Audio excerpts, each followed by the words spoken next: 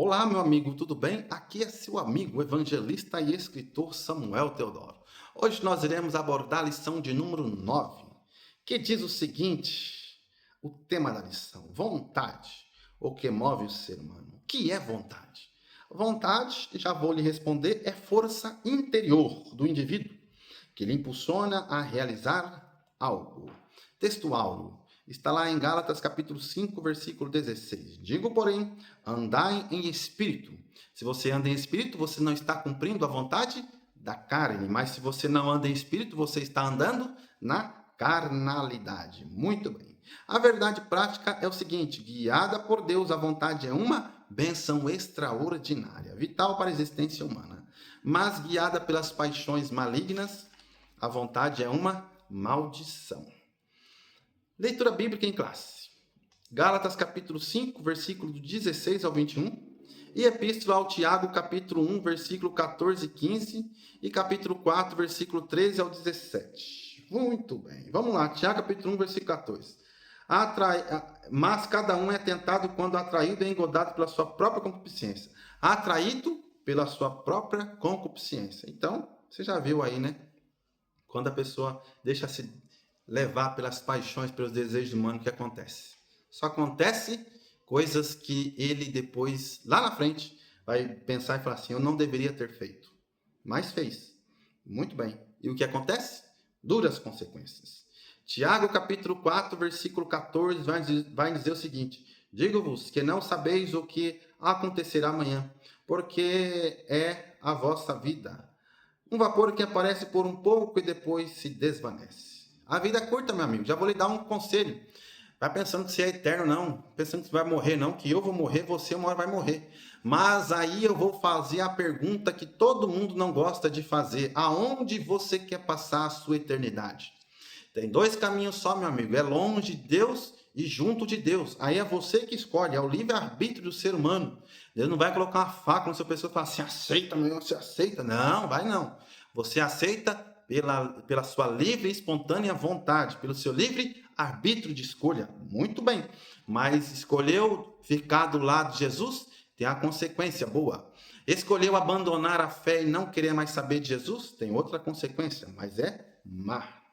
Muito bem. Tópico 1, subtópico 1, aqui um ponto preciso diz o seguinte: todo verdadeiro cristão é alguém que, impulsionado pela graça de Deus, renunciou sua própria vontade para fazer a vontade de Cristo. Exatamente. Você não quer fazer o que você pensa, não. Tem gente que quer fazer o que acha na cabeça. Eu vou fazer porque eu sou assim mesmo e eu sou desse jeito. Às vezes é até crente.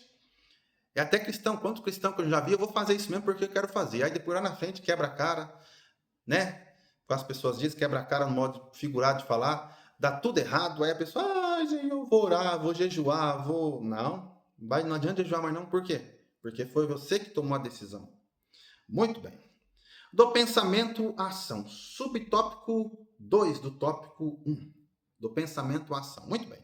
Jesus ele falou o seguinte: aquele que olhar para uma mulher, ou aquela que olhar para um homem e a desejar ou desejar, o que acontece já cometeu adultério. Então, tem gente que fala que é só adultério, mas a pessoa desejou em fazer um mal, pensou mal de alguém, eu vou passar a perna naquilo ali, vou derrubar aquilo ali. Aí às vezes é crente, viu? Não é pensando, tô falando aqui com pessoas não cristãs. Se tem pessoas não cristãs ouvindo, não é para você essa palavra, estou falando para cristãos. Porque o que acontece? Às vezes ele está pensando algo, eu vou passar a perna naquilo ali, eu vou tomar o cargo daquele outro ali. Isso aqui não deve, vou passar a perna no pastor, o pastor não sabe de nada. E rapaz, já cometeu, você já passou a perna, vai pedir perdão, já deve pedir perdão para Deus. Por quê? Porque você já é réu. Porque pensou em seu coração, já cometeu. A velha aliança era bem explícita. Precisava ser consumado o ato para ser pecado. Não. Jesus ele falou: vou aumentar algo mais, eu vou aumentar a letalidade aqui. Você só pensou, já cometeu. Pensou em matar? Já matou, meu amigo. Vai pedir perdão para Deus. Pensou em passar a perna em fulano, ciclano? Estou falando para crente. Porque se não for crente, as pessoas pensam essas coisas mesmo.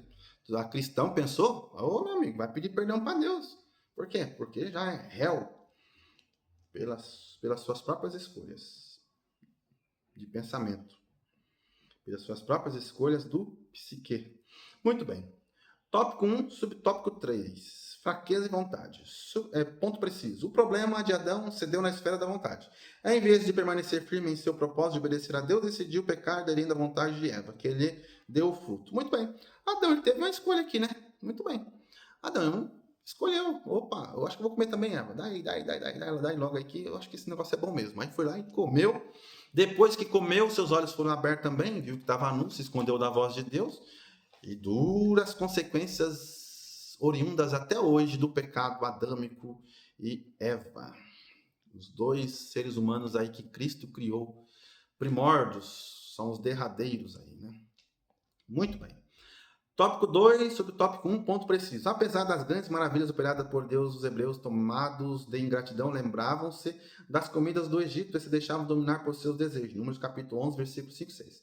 Pensavam sentir e desejavam que lhes era servido na casa da escravidão, de onde haviam sido libertos com mão forte. Êxodo capítulo 20, versículo 2. O que está dizendo esse subtópico aqui? O povo, rapaz, estava na bênção, estava na prosperidade, estava comendo coisas boas. Atrás lá só comia cebola, só comia tempero, e agora comendo coisas boas, e eles, pelas suas vontades carnais, malignas, sentiram desejo, sentiram saudade do passado. E você pensa que não tem muito crente que é assim, não? Ai, quando eu não era crente, as coisas eram tão boas, minha vida era tão próspera, né? Eu tinha tantas coisas, eu tinha carro, tinha isso, tinha aquilo outro, viajava, ia para o shopping, não sei o quê. Eu não estou falando que não deve fazer isso, cristão. Mas é porque você aceitou a Jesus, meu amigo. É justamente por isso que você está passando essas coisas. E não pensa você que evangelho é coisa boa, assim, no modo de ver humanamente falando. É só coisas boas, tá? Tem as rosas também, viu? Que o apóstolo Paulo falou. Trago no meu corpo as marcas de Cristo. Você acha que eram marcas boas? Era só tragédia, meu amigo. Quarentena de cacetada no lombo do apóstolo, naufrágio, arrastado pelas ruas, preso por algum membro do seu corpo sendo arrastado, tacavam pedra em Paulo, judiaram dele, difamaram, prenderam e mataram ele. Você pensa que o evangelho é só coisas boas. Eu não vou ser tão radical assim para falar para você uma coisa que eu devo falar. O evangelho não é só coisas boas, não. Você está pensando que o evangelho só é coisas boas? Procura outra coisa, menos evangelho. Porque o evangelho é sofrimento. Muito bem. Tópico 2, subtópico 2, diz o seguinte. Ponto preciso. A carne, que é o sax, natureza pecaminosa, tem seus próprios desejos, que são contrários ao espírito. Vê-se então em nosso interior uma luta travada. Cabe-nos decidir entre satisfazer os desejos da carne, que são pecaminosos, ou atender à voz do espírito e viver segundo sua direção. Galatas capítulo 5, versículo 18. Ou você cede à carnalidade, ou você resiste no espírito, no espiritual, e continua caminhando com Cristo. Tópico 3, subtópico 1, ponto preciso. O mau desejo é capaz de afetar a própria razão, levando a acreditar que o pecado não produz consequências ruins, mas boas. Já viu que as pessoas falam assim, não é desse jeito, tem as coisas boas, né? E eu falo sempre isso porque você pensa que não, mas tem muitos namoros cristãos aí que é desse jeito. A pessoa fala, não tem nada a ver não. Sexo antes do casamento, tem nada a ver não. Tem nada a ver isso não. Daqui a pouco só colhe coisas ruins lá na frente, a pessoa não sabe por quê. Não tem nada a ver não. Namorar um, namorar outro, beijar um, beijar outro. Casar, descasar, casar de novo. E vai viver na vida, tem nada a ver não. Lá na frente você vai ver as duras consequências do não tem nada a ver. É desse jeito. Muito bem. Tópico 3, subtópico 2. Que o Senhor nos livre de toda a tentação. Mateus capítulo 6, versículo 3. Não nos esqueçamos, contudo, de fazer a nossa parte, viver em constante vigilância e oração. Mateus capítulo 26, versículo 41. Conclusão. Tópico preciso. Como é bom amanhecer motivado todos os dias, o ânimo é o entusiasmo. Fazem parte de uma vontade sadia e ativa. São dados por Deus e servem para nos impulsionar para as tarefas cotidianas, independente da fase da vida. Salmo capítulo 92, versículo 12 a 14. Joel capítulo 2, versículo 28. Tiago capítulo 4, versículo 15. Vamos ler aqui dois textos bíblicos. Um João capítulo 8, versículo 32, e vou ler também o 36. Conhecereis a verdade, e a verdade vos libertará. Se, pois, o Filho vos libertar, verdadeiramente sereis livres. Meu amigo e minha amiga, o ser humano ele só é livre quando ele pode escolher. Você que não pode escolher, não, eu vou ceder aos meus desejos, eu vou ceder o impulsionar da minha vontade, eu vou ceder o impulsionar do meu psique que está falando eu devo fazer isso, aí faz, né? Por quê? Porque às vezes está com vício, né? Viciou, até as redes sociais, tomar cuidado, viu? Isso aí também já está na fase dos vícios maléficos aí, né? A pessoa fica 15 horas nas redes sociais e esquece da vida. Jesus. O que acontece? Você que não pode escolher, você é escravo. É isso que o texto está dizendo aqui. E vamos cooperar ele agora com o texto de Romanos capítulo 7, Romanos capítulo 7, versículo 18. Olha o que está dizendo.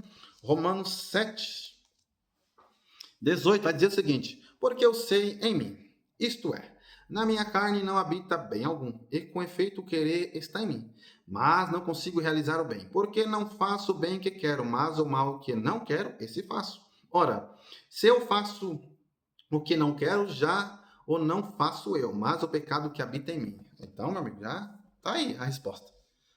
Eu vou ceder porque isso é bom, né? Os pensadores de Epicuro aí, né? Não, vamos aproveitar essa vida, os desejos, as paixões. Quem não pensa em fazer a carne, ela deseja isso mesmo, as coisas boas da vida. Não, namorar, vamos namorar quantas vezes quiser, vamos casar depois. E se casar depois, descasa também, tá nem aí. Não, vamos comer, e vamos saciar nossa fome, e depois vamos comer de novo. Não, as coisas de Deus pra quê? Ir pra igreja agora? Vai quando quer, assiste televisão, assiste 2 programas aí, vê o Samuel falando da escola bíblica, tá tudo certo. Vê o outro pastor também falando, vê o outro, tá tudo certo, precisa ir pra igreja não, pra quê? Dizimar, que dizimar? Esse negócio nada, dá uma ofertinha, nós já estamos. E aí o que acontece? A pessoa vai... Isso é escravidão. Você está vendo no mundo da escravidão. Por quê? Porque você está fazendo o que os seus desejos carnais impulsionam e não a vontade soberana divina na nossa vida. Então, meu amigo, que Deus te abençoe. E que você e eu sejamos guiados pelo Espírito Santo de Deus e não pelos impulsionamentos carnais. Que Deus te abençoe em nome de Jesus.